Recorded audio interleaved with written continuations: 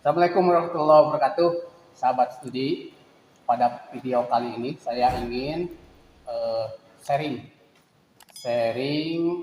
pembelajaran mengenai bagaimana cara mengasah sebuah board. Nah, di mana cara mengasah sebuah board ini ada beberapa peralatan yang diperlukan. Yang diperlukan ya salah satunya adalah dresser. Dresser seperti ini diperlukan dalam proses pengasahan board. Manakala atau apabila si batu gerinda ini dalam kondisi yang tidak baik atau si permukaannya ini tidak rata, maka diperlukan diamond dresser untuk pengasahan pada batu gerinda ini agar nanti si batu gerinda menjadi permukaannya rata permukaannya. Jadi diamond dresser ini sangat diperlukan. Baik, sahabat studi. Kemudian sebelum memulai saya mengasah board ini, maka saya sampaikan dulu mesin yang digunakan adalah mesin gerinda duduk. Mesin gerinda duduk, di mana jangan lupa mesin gerinda duduk ini harus di settingnya harus safe ya, karena sangat berbahaya jika dalam tumpuan ini ada celah yang besar, sehingga memungkinkan si benda kerja ini nanti masuk.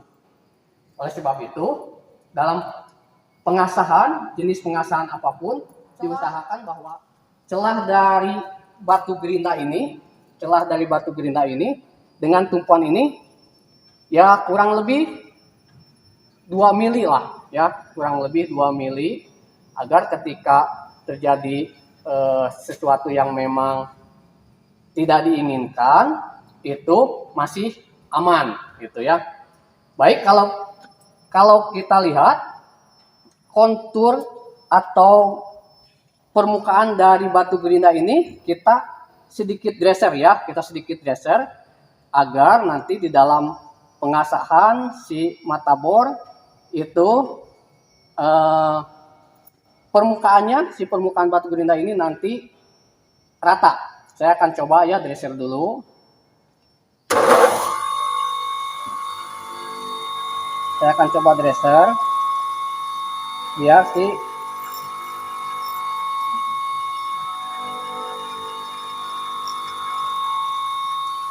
jadi jangan terlalu besar membuangnya, karena disayangkan kalau terlalu besar nanti akan banyak batu yang terbuang juga.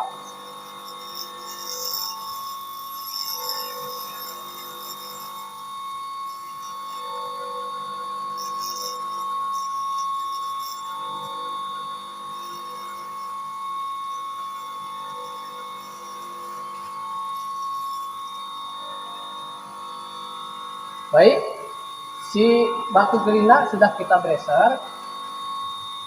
Kemudian kita siapkan mata bor ya. Di mana mata bor ini ada bagian-bagian yang sudah rusak ya. Jika bor ini kita paksakan seperti ini ya. Ketika dipaksakan untuk ngebor benda kerja itu nanti ia akan muncul suara. Jadi alangkah baiknya kita lakukan pengasahan. Pengasahan ini dilakukan ya artinya dalam kondisi yang memang tidak menggunakan mesin. Kita menggunakan tangan lah ya. Kita menggunakan tangan yang dimana posisi darurat. Karena kita ketika bekerja kemudian bornya rusak atau bahkan ya tumpul, maka harus dilakukan pengasahan. Maka cara mengasah bor itu kita perhatikan ya,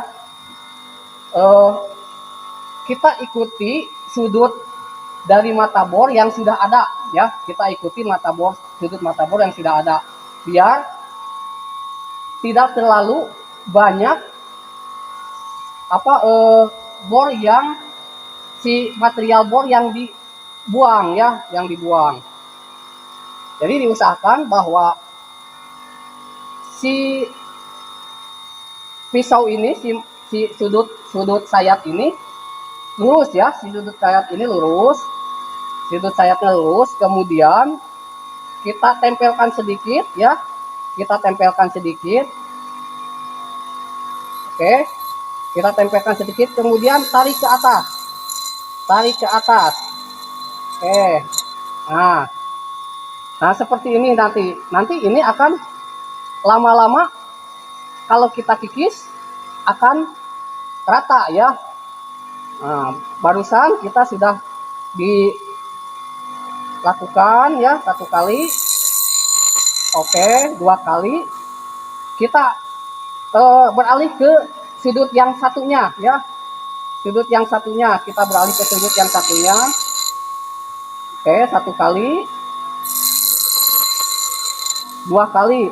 Jadi dalam mengasah itu diusahakan jangan ditekan terus, karena nanti akan bisa mengakibatkan si mata bor ini gosong ya. Kalau mata bor ini gosong maka ya akan rapuh nantinya. Tapi kalau di sudut satu ini 1 kali kita asah, 2 kali ya, 1 kali atau 2 kali bergantian terus ya, oke, kita lakukan cara mengasahnya. Oke, 1 kali,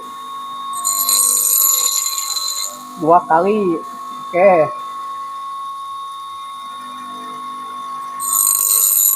1 kali,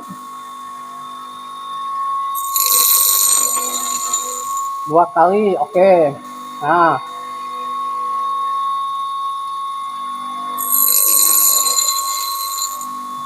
satu kali,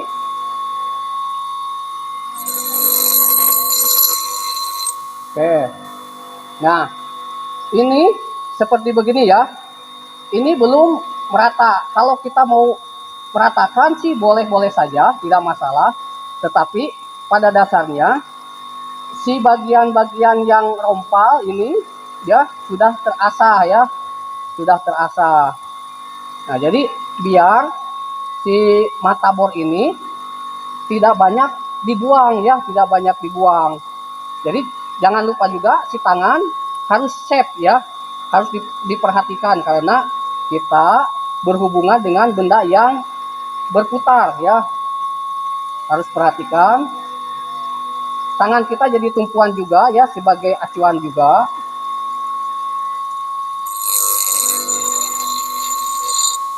Oke.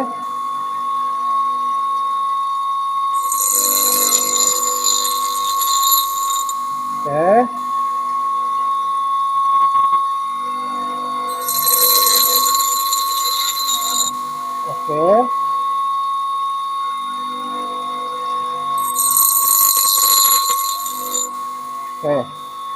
Nah, sahabat studi, seperti begini ya.